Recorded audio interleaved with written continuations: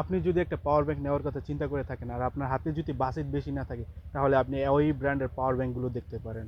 তো আজকে এরকমই একটা পাওয়ার ব্যাংক নিয়ে কথা বলবো। পাওয়ার ব্যাংকটির মডেল নাম্বার হচ্ছে P13K। এই পাওয়ার ব্যাংকের মডেল নাম্বার P13K হলো এর অ্যাকচুয়াল ব্যাটারি সাইজ হচ্ছে 20,000 mAh। ভিডিও শুরুতেই বলে রাখি, আমি হচ্ছে স্যামসাং গ্যালাক্সি S10 এই ফোনটা ইউজ করি। এই ফোনে হচ্ছে 3100 mAh একটা ব্যাটারি আছে, যার ব্যাটারি ব্যাকআপ খুবই বাজে। সো আমাকে সারাদিন এই পাওয়ার ব্যাংকটা সাথে রাখতে হয়, এটাকে বাঁচিয়ে রাখার জন্য আর কি।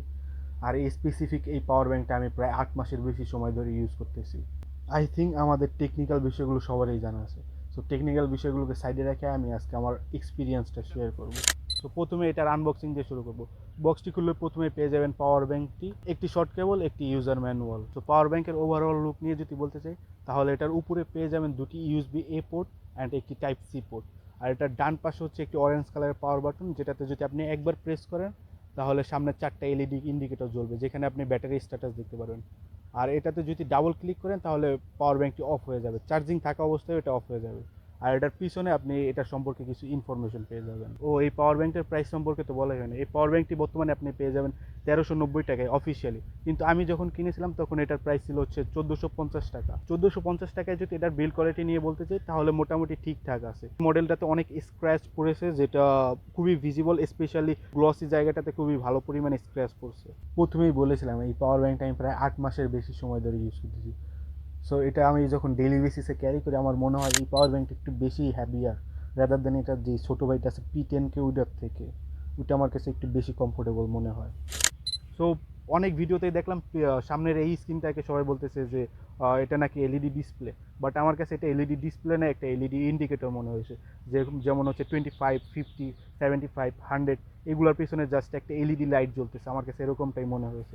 কিন্তু আমার কাছে যে ইউনিটটা আছে, এই ইউনিটটার পাওয়ার বাটনে একটু প্রবলেম আছে। যখন এই পাওয়ার বাটনটার আমি মাঝ বরাবরই প্রেস করি তখন কোনো সমস্যা না, কিন্তু যখন এটা হালকা একটু উপরে আমি প্রেস করি তখন এই পাওয়ার বাটনটা প্রেস হয়ে থাকে আর চালু হয় না। তো এই ইউনিটটাতে আমি আরেকটা ইস্যু ফেস করতেছি, যে যখনই আমি একটা কেবল টাইপ এতে বোর্ড টাইপ এতে যখন আমি ইনসার্ট করতে যাই, তখন হালকা একটু জোরে প্রেস করে এটাকে ইনসার্ট করতে হয়। ইনসার্ট করার সময় আমার মনে হয় যে যদি একটু বেশ জোরে প্রেস করি, তাহলে এই পাওয়ার ব্যাংকের যে পোর্টটা আছে ওই পোর্টটা ভিতরের দিকে চলে যায়, মানে ভেঙে ভিতরের দিকে চলে যাবে, এমন একটা মানে সিচুয়েশন আমার কাছে ফিল হয়। এটা দোনো পোর্টেই এরকম আমি ইস্যু ফেস করতেছি, বোথ এ পোর্টেই। কিন্তু টাইপ সি পোর্টে আমি এরকম কোনো ইস্যু ফেস করিনি। আমি এই পাওয়ার ব্যাংকটা 3 থেকে 4 মাস ধরে আমার রেগুলার বেসিসে আমি ইউজ করতেছি।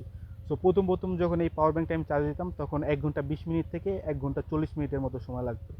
কিন্তু এখন যখন আমি এই পাওয়ার ব্যাংকটা চার্জে দেই, তখন আমার মনে হয় যে এটা 2 ঘন্টা প্লাস সময় লাগে এটা চার্জ হতে।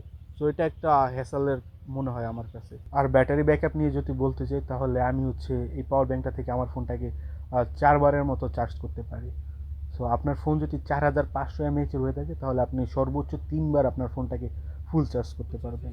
এটার গায়ে 22.5 ওয়াট লেখা থাকলো, অ্যাকচুয়ালি আমি এটা থেকে 22.5 ওয়াটের আউটপুট পাইনি। এটা থেকে আমি সর্বোচ্চ 13 থেকে 14 ওয়াটের আউটপুট পেয়েছি টাইপ সি থেকে, আর টাইপ এ দিয়ে আমি 5 থেকে 6 ওয়াটের একটা আউটপুট পেয়েছি। এই পাওয়ার ব্যাংকটা হচ্ছে আমার কাছে সেকেন্ড ইউনিট। এটার ফার্স্ট ইউনিট যেটা ছিল, ওটার মধ্যে একটা ইস্যু ছিল। ইস্যুতে তারা হচ্ছে ওয়ারেন্টির আন্ডারে আমাকে রিপ্লেস করে দেয়। ইস্যু ছিল যে এটার যে 4টা এলইডি ইন্ডিকেটর আছে, এটা আমি প্রায় অনেকক্ষণ চার্জ দিয়েছি, প্রায় সারা রাত চার্জে দেওয়ার পরও দেখি এটার ইন্ডিকেটরটা 75% উঠে আছে। মানে এটা চার্জ দিলেও হচ্ছে আপনার 100%-এ যাইতেছে না, আর এটা থেকে চার্জ নিলেও এটা 75%-এর নিচে নামতেছে না। এই ইস্যুটা যখন আমি তাদেরকে বললাম, তারা আমাকে কিছুদিন সময় নিয়ে তারপরে চেঞ্জ করে আমার কাছে এই নতুন আরেকটা ইউনিট দেয়। এই ইউনিটও আমি 2বার একটা ইস্যু ফেস করছি, যে এই পাওয়ার ব্যাংকটা ফুল চার্জ দেওয়ার পরে যখন আমি আমার ফোন চার্জ দিতে যাই, তখন দেখতে পাই যে এই পাওয়ার ব্যাংকে কোনো চার্জ নেই, 0%। কিন্তু সাথে সাথেই যখন আমি আবার এই পাওয়ার ব্যাংকটাকে চার্জে দিলাম, তখন দেখি 100% চার্জ অটোমেটিক। সো এই ইস্যুটা আমি 2বার ফেস করছি এই পাওয়ার ব্যাংকে। তো ওভারঅল যদি বলতে চাই যে 1400 টাকা বাজেটের মধ্যে এই পাওয়ার ব্যাংকটা কি ওয়ার্থ ইট কি না, তো আমার পয়েন্ট অফ ভিউ থেকে 1400 টাকার আশেপাশে এই পাওয়ার ব্যাংকটা আপনার জন্য একটা বেস্ট ডিল হতে পারে। তো এই ছিল আজকের ভিডিও। যদি ভিডিওটা ভালো লেগে থাকে তাহলে একটা লাইক দিয়ে যাবেন, আর চ্যানেলে নতুন হলে অবশ্যই চ্যানেলটা সাবস্ক্রাইব করে দেবেন। তো থ্যাংকস ফর টুডে, দেখা হচ্ছে নতুন কোনো ভিডিওতে, ততক্ষণ পর্যন্ত বাই।